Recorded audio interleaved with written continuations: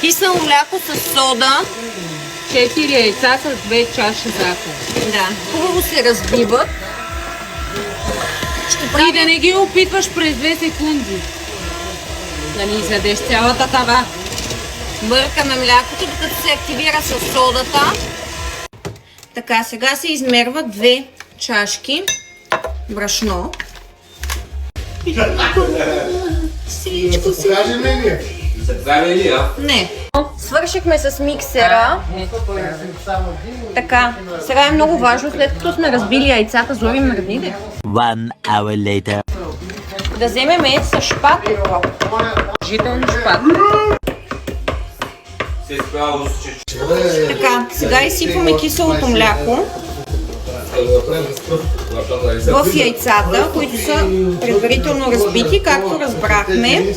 След това добавяме 2 чаши брашно. Сега слагаме половин чашка олио. Но защо го бъркаш така? Суре.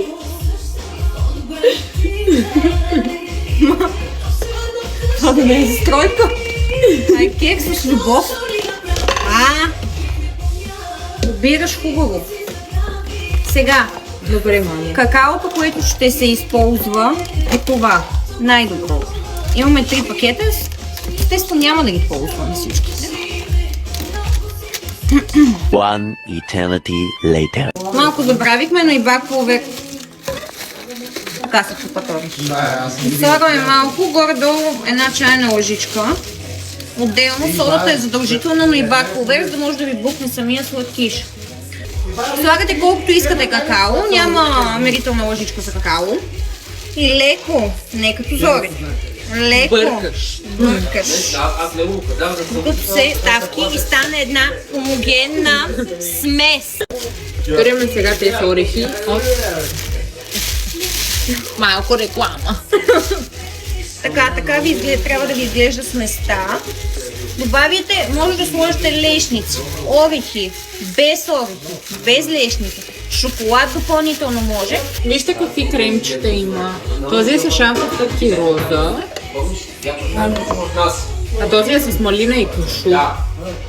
Ето този ми е фаворит. После На мен е другия.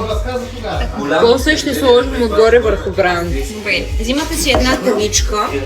Тази е най-хубавата за браунита, кексове, защото може да ги нарежеш на равни парчета. Напръсквате си с мазнина, понеже ще напоим сладкиша после, така че няма да слагаме хартия за печене. Ще се пече в тавата. И за да не ви загори, трябва да е много добре намазнена. Съответно, трябва да си включите печката. Напръскаш с телефон. Видях го това ти направих. Това ви изчиста, понеже ви нацапа. На 200 с вентилатор. Много важно. Намазвате количеството. Може да ползвате и четка, но аз нямам. Така, сега изсипваме половината смес.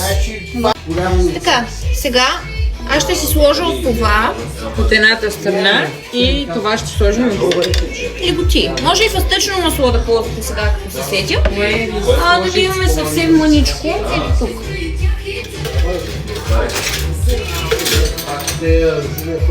Ти си Кажем, трябва да стане нещо. Както казах, може да сложите фъстъчено масло, може да сложите още шоколад. Ние си слагаме каквото има. каквото ми харесва. Така май е добре.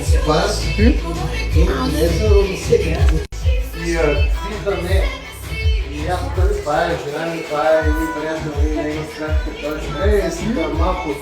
Той беше търсил после тебе. Ще ма на мен. Сега изсипваме другата част с сместа. Ще ни удържат нас. Така за да покрие много хубаво. Буклука се ви, буклука се. После омазах пак.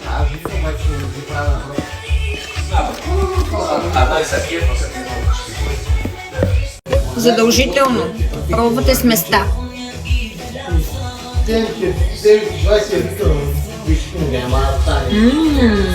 Топ, топ, топ, топ.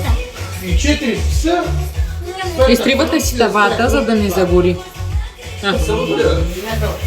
Това е много важна част. Туткате самата тава. По този начин да се извадят балончетата от нея. И я пъхате в печка. Много важно сега да си разчистиме цялата мизерия. Зорето ще изчисти. И ще измия си. Сега ще правим глазурата. Време е за глазура. Трябва ви масло. Принципно, да, бих използвал половин бучка, но понеже ще слагаме и течен шоколад, така ще използвам 1/4. Ще си я нарежеме на малки купченца, леко да е. Какво ще вземеш? Така да ви покажа. Нещо изобретение. Не сте чули нищо. Масло.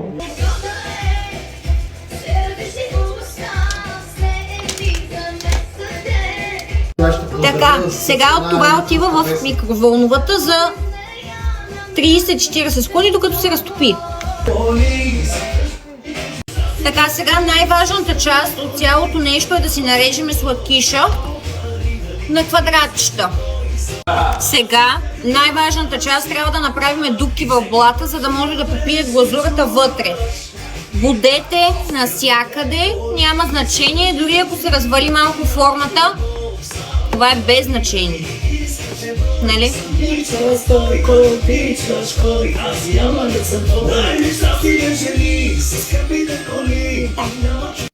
Така, това принципно с маслото може да го направите на котлон, да ви е по-лесно.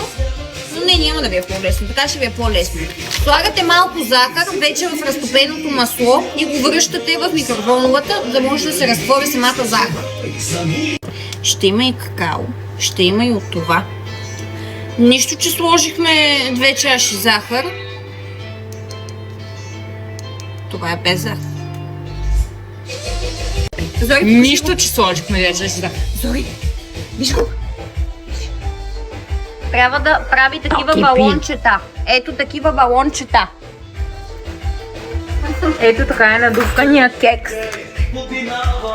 Сега разбърквате маслото и захарта и към него добавяте какао, пак на око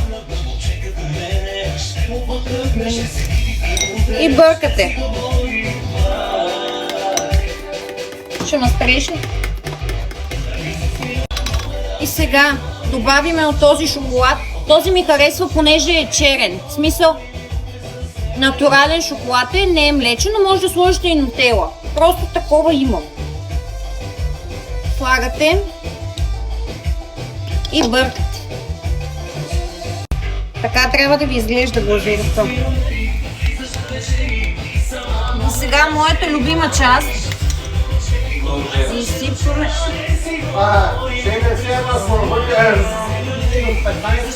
Този газ. Нещо друго? Да. Денис е опитал да ми звучи. Денис. Ама малко се осрахме.